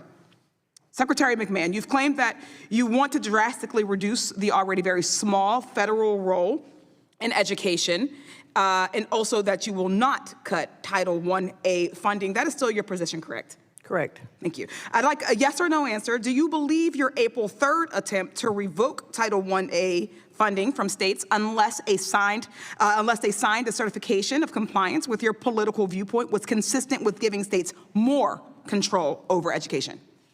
There's been no reduction in funding for Title I-A. As of now. There has not been yet. But again, right. And it is not going forward in the budget. So you believe that okay. Yes or no, is Title I-A funding actually secure for every school district and state that currently receives it? Or is your goal to make Title I-A conditional on states refusing to provide students of color, LGBTQA students with disabilities, or other marginalized students opportunities to participate in diverse, inclusive, equitable, and accessible learning environments? No, that's what I answered. I-A funding is intact. Okay. So let's talk about so-called illegal DEI, as you all have called it, a phrase you've continually bring up, that I'm still unclear on, especially after 3 federal judges have preliminarily ruled that your illegal DEI guidance is likely unconstitutional and unenforceable, illegal, as it were. Secretary McMahon, during your confirmation hearing, you were asked by Senator Chris Murphy if an African-American history class violated the administration's position on diversity, equity, and inclusion. You said you'd like to look into it. You've been on the job for a few months now. Have you been able to look into it? I do not think that African studies or Middle East studies or Chinese studies are part of DEI if they are taught as part of the total history package. So that if you're giving the facts on both sides, of course they're not DEI. I don't know what both sides of African-American history would be. Well, if African-American history is Certainly, but what we recognize throughout education is that a course is only 1 year or one semester. It would be impossible to teach African history and say European history at the same time. Do you not agree that it makes sense that there would be separate courses for these courses of study? It has happened throughout history. We're able to do it not just in history courses. We're able to do it with different types of literature courses or different types of music courses. One wouldn't learn about Baroque music and necessarily have to also learn about African drumming at the same time, right? We can separate those courses. Yes, we can. And I think just as we teach U.S. history as a separate course. Certainly. So you do not agree. So you do agree that African-American cultures and African history should not be eliminated from courses, particularly AP African history. Well, I think that African history can certainly be taught and not be considered a DEI course. Oh, thank you. I have a few other examples that I would like your thoughts on, simple yes or no. If this is a legal DEI, an example, would you say that it would be an illegal DEI for a lesson plan on the Tulsa Race Massacre? I'd have to get back to you on that. Do you know what the Tulsa Race Massacre is? I'd like to look into it more and get back to you on it. Okay, so I look forward to that. How about the book Through My Eyes by Ruby Bridges, for instance? I haven't read that. Have you learned about Ruby Bridges? If you have specific examples you'd like that was a specific example. I'll be very happy. It was an incredibly specific example. I named a specific your questions, book. And I will look into it and get back to you on them. Thank you. How about a school having a voluntary celebration for Pride Month? Well, I think that... voluntary. Well, let's make sure that in our schools... This is yes or no? We're looking... No, it's not. Okay. How about social studies standards that teach that President Biden won the 2020 election? I think our studies should all be taught accurately. Yes or no? I think our studies should No. be taught The question was, do you believe that social studies standards that teach that President Biden won the 2020 election is an illegal DEI? Yes or no? I think I have said we should teach accurately. We should. No, you have not answered the question. I don't understand why you're incapable of answering. I'm just not giving you the answer you want. No, I want the answer, whatever your answer is. I just gave you the answer. No, the answer is yes or no. No, the answer is the answer is yes or no. Gentleladies, thank you so much. I yield back.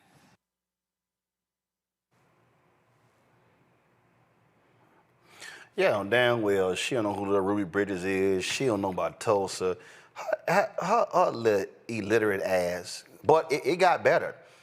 Then Congresswoman Jasmine Hayes of Connecticut wanted in on the fun. And mind y'all, Jasmine Hayes is a former teacher, National Teacher of the Year. Roll that shit. It's interesting. I took a lot of notes. I had prepared questions, but I think I'm going in a very different direction. We've heard other colleagues talk about the NAEP scores, and I heard you say that the president was angered and embarrassed by these, and I think we all should be.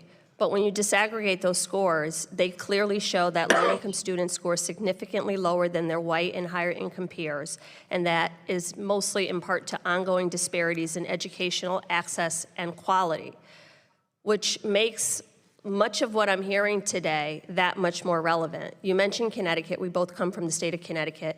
Connecticut relies on property taxes to fund education.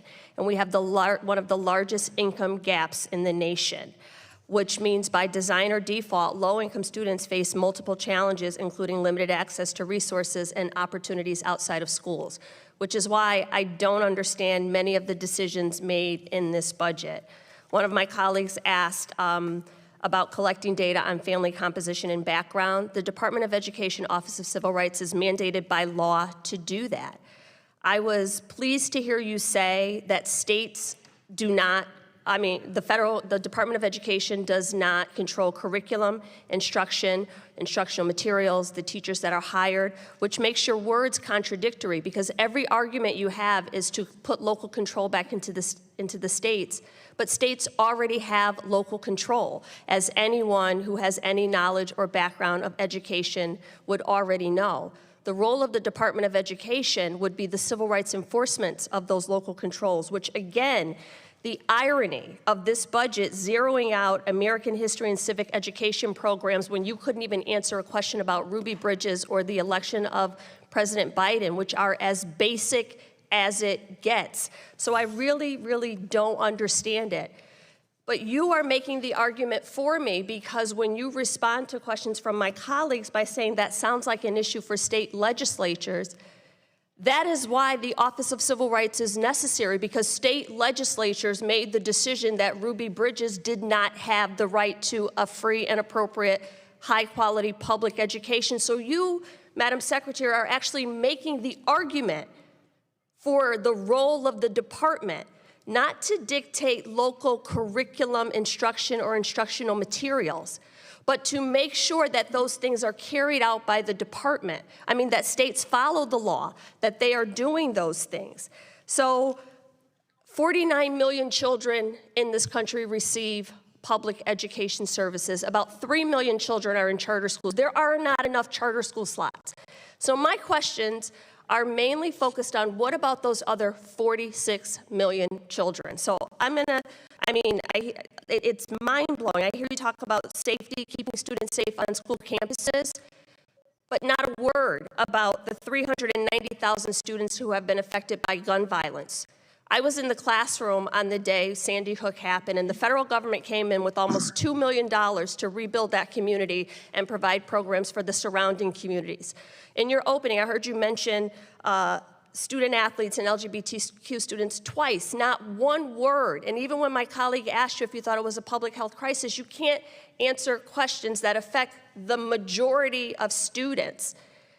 So I'm not really sure. I mean, I am an educator by nature. I try to be supportive of what the Department of Education does because I need for you to succeed, for my students to succeed. But when you come in and say your final mission is to eliminate the department, it says to me that the 46 million children that are not receiving services do not matter.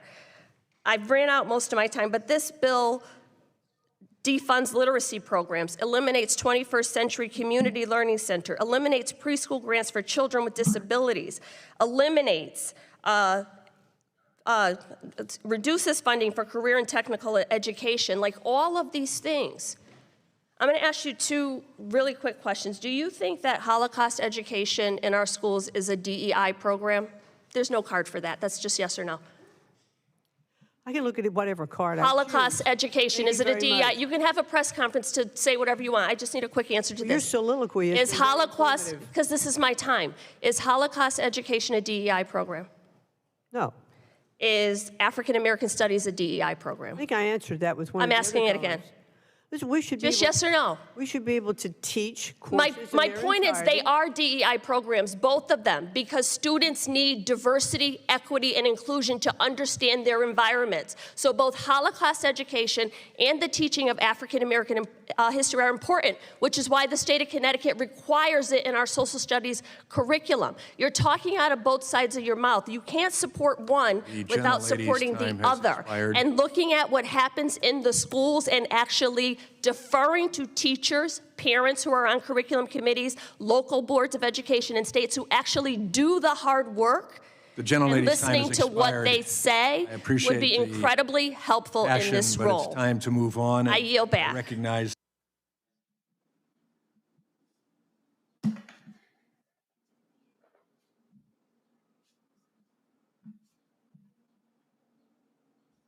If this was the early 90s, somebody got ethered.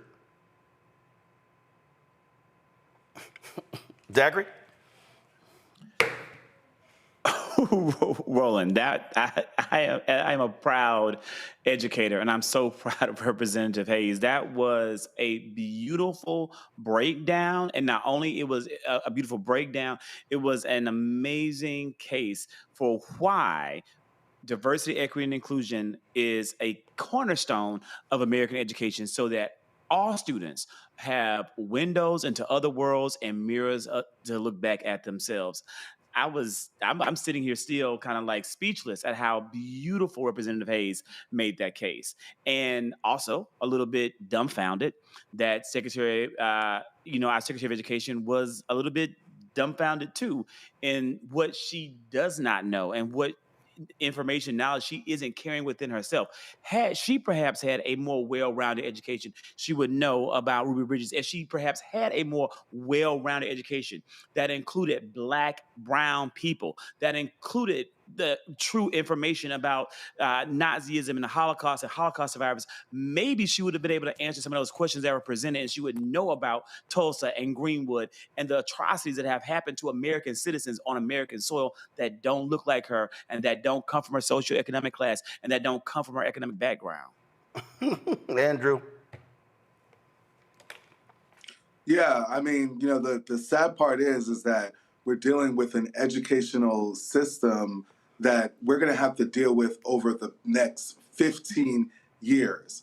What she does over the next 4 years is going to have such a huge reverb for the next generation that it's just mind-blowing.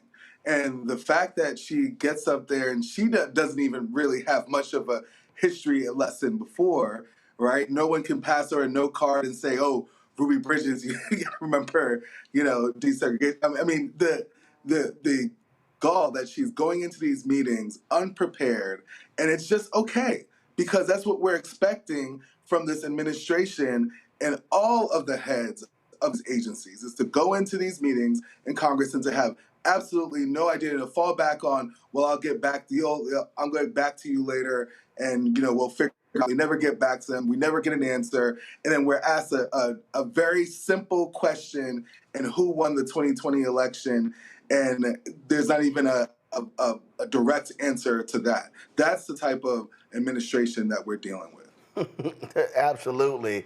Folks, we've talked about, of course, these deportations.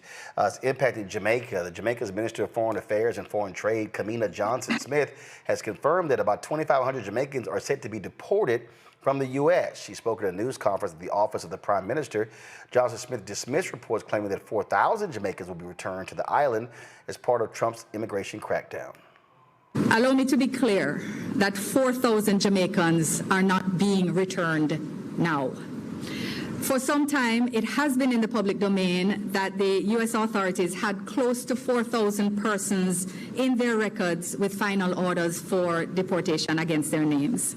It is now our understanding that approximately 2,500 have been confirmed for removal over a period of time. To be determined by logistics, their own legal processes, and other factors. She emphasized that deportations are not a new development and reaffirms the government's commitment to upholding its international obligations while ensuring national security and public safety. She also noted that the government has expanded the national reintegration and rehabilitation strategy to better coordinate support services for returning deportees. We made this clear that he don't want Black people here, Andrew. Let's just be real clear. Yeah, and as a first-generation Jamaican myself, my family, my entire family, immigrated here from Jamaica to New York, to Delaware, to Georgia as well. So to now hear, that these deportations have been happening and it's been kind of swept under the rug until, it made national news for a while now, it's disheartening because the island is really not that big.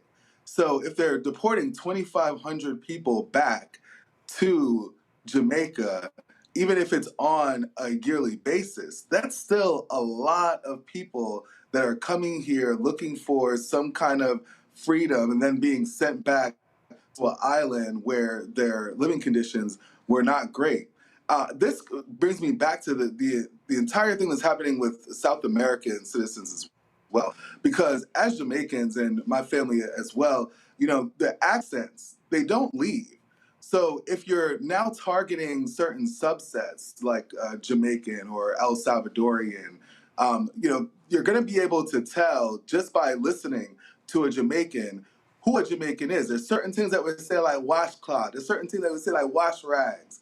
That's going to be able to identify us. And I don't want my Jamaican massive to be scared to now go and leave their homes, because if they feel like they're going to be pulled over by police, now that's going to create an even more dangerous situation for them. So I would like to, definitely hear more about who is being deported and what kind of legal process is being followed, because what we know about this administration is that they don't care anything about the rule of law. Zachary? They're ignoring the courts. They are ignoring court orders to cease and desist with what they're doing and go through the appropriate and proper channels that have been created by our government to protect all American citizens. So they're ignoring that, and there's no consequence being faced to it. So I'm horrified for my friends that are first generation, who are born in the United States, but who may have an accent or who may look a certain way or who may live in a particular community. When we saw immediately upon Donald Trump becoming the 47th president of the United States, the mass deportations of our brown brothers and sisters, I knew that it was only a matter of time before this would creep out to impact our brothers and sisters of the African diaspora, and it would then come hard and heavy against those communities. And then we start with our brown brothers. Then we're going to go to our black brothers and sisters of the diaspora. Then they're going to come for us. And we are the ultimate target all along. And we need more black people to see that. I also wish that more black people, more of your watchers, more of your viewers would understand the interconnected nature of the black dollar and the black economy, which has been a big focus of this show in regards to our brothers and sisters who are Jamaican. All of our businesses, we are all interdependent on each other. I eat at a Jamaican restaurant at least once a week. I eat at a Jamaican restaurant once a week. I use my black dollar to support those black businesses so they can feed their black families too. We're all interconnected. What's happening to them is also happening to us, and we have to fight against it now to protect and save them so we can protect and save ourselves. Indeed. All right, y'all. Going to a quick break. We come back. Fox News just loves tax cheats. So does Donald Trump. Wait till I show you what Trump's pardons are actually said. Are these people thinking we stupid? We're not. Folks, support the work that we do. Join our Bring the Funk fan club. The information you get here, you ain't getting nowhere else. Y'all know we're going to bring the funk no matter what we do. So Cash App, use the Stripe QR code. You see it right here. Click Cash App to continue to contribute. Check a money order. Make it payable to Roland Martin Unfiltered. Mail it to P.O. Box 57196, Washington, D.C. 2003 7-0196. PayPal's R Martin Unfiltered. Venmo, RM Unfiltered. Zelle, Roland at RolandSMartin.com. Roland at RolandMartinUnfiltered.com. We'll be right back. This week on the other side of change. Mass incarceration, Trump administration is doubling down on criminalization, and how it is profitable. And there's something really, really perverse about saying that we need to put people in cages in order for other people to have jobs. Like, that is not how our economy should be built. Only on the other side of change on the Black Star Network.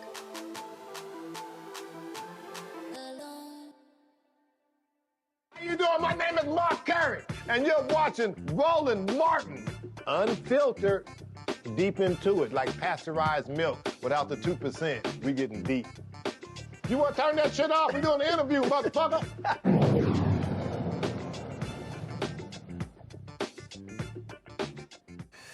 Well, reality TV stars Todd and Julie Chrisley, known for their show Chrisley Knows Best, those tax cheats, were released from prison after Trump granted them a full pardon. They only have to pay the money back. They began serving a 12 and 7-year sentence for bank fraud and tax evasion, convicted of defrauding banks of more than $36 million to fund their lavish lifestyle.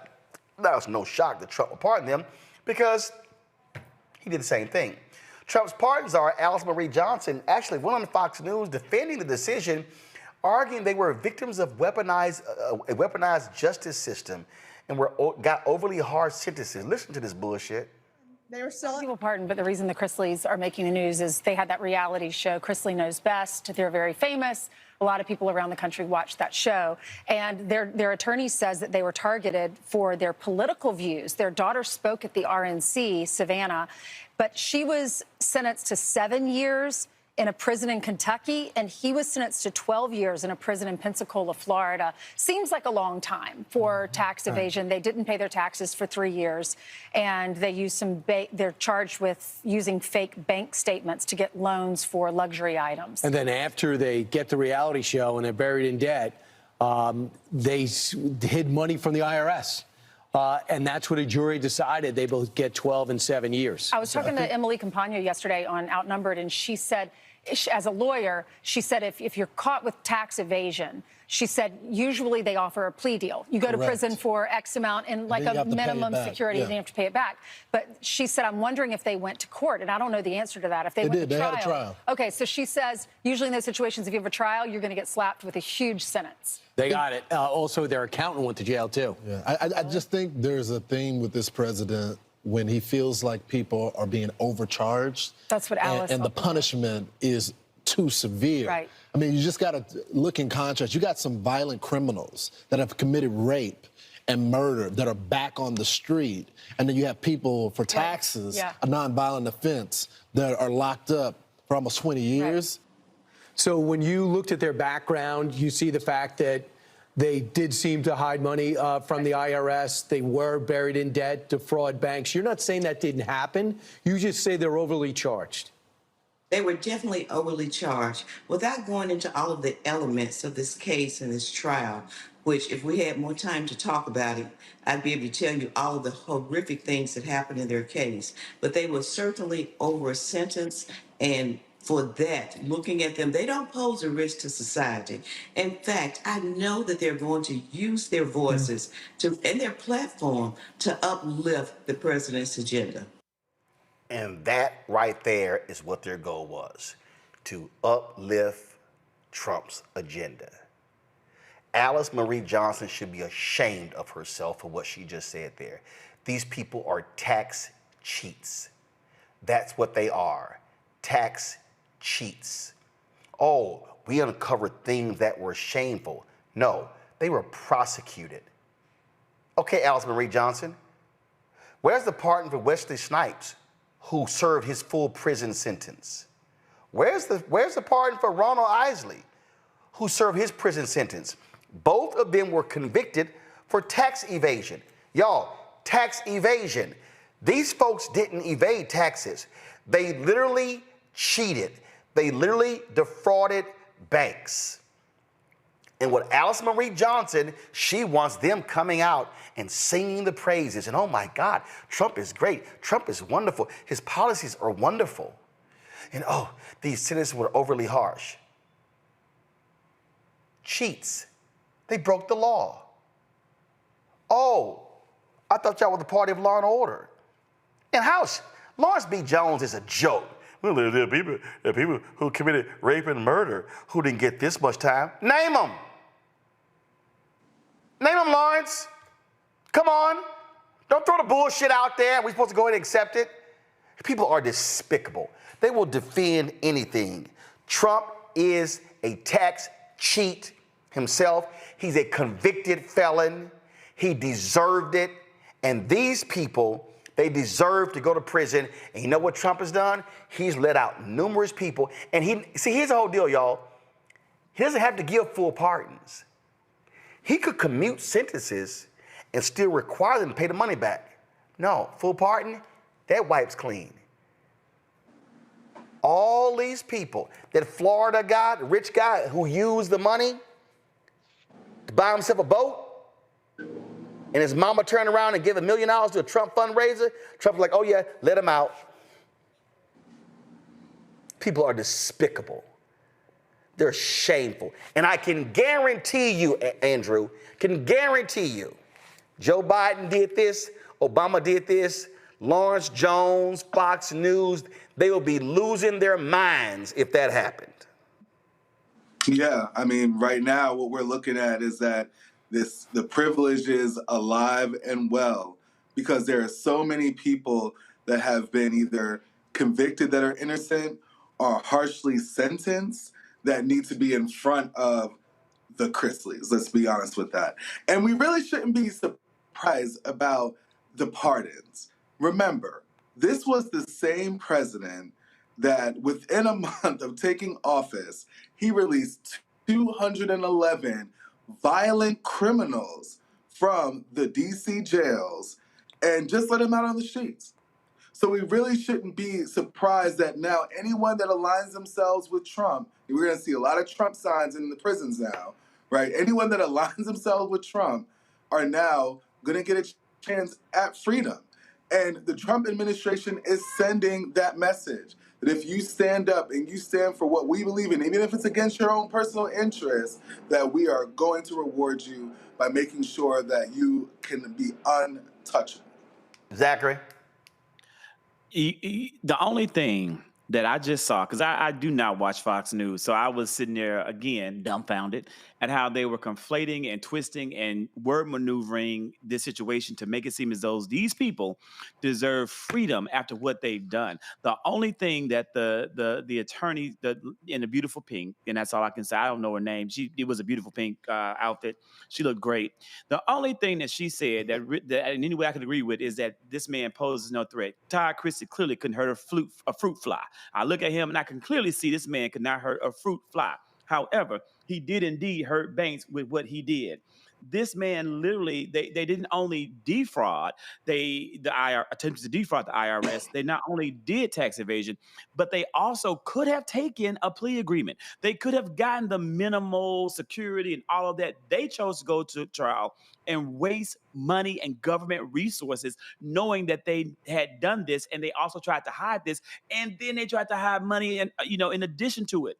So it was crime on top of crime on top of crime, and now to see that commuted, and then what adds insult to injury, Bill Barr, under Donald Trump's direction, they were the people that indicted the Chrisleys. Donald Trump's administration indicted the Chrisleys. You can't make this make sense. Right. Like, who y'all blaming? Your own Department of Justice. I told y'all these people are idiots. All right, y'all. Congresswoman Jasmine Crockett, who currently serves as vice-ranking member of the U.S. House Oversight Committee, is running forward to become the ranking member. Of course, remember, Jerry Connolly died. He has stepped down. She says the nation is facing an existential crisis under the current administration and pledged to hold the executive branch accountable. The House Oversight Committee is responsible for overseeing the federal government, including the president and executive branch agencies. The ranking member leads the minority party on the committee. Crockett joins a growing list of contenders for the role, including members of Congress, Robert Garcia of California, Stephen Lynch of Massachusetts, and Kweisi Mfume of Maryland. The election is set for June 24th. All right, folks, in Maryland, Democrat Aisha Brayboy will be the next county executive of Prince George's County at the Tuesday night special election. State's attorney defeated Republican Jonathan White, a veteran of the Air Force. Brayboy will serve the remaining 2 years of former county executive Angela Alsobrooks' term. Alsobrooks was elected to the United States Senate in November. During her acceptance speech, she outlined her plans for a time in office.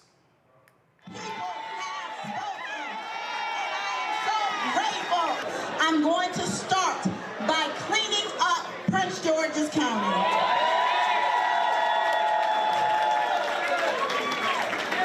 Your roadways, the trees that need to be trimmed, the hedges that need to be cut back, the grass that needs to be mowed.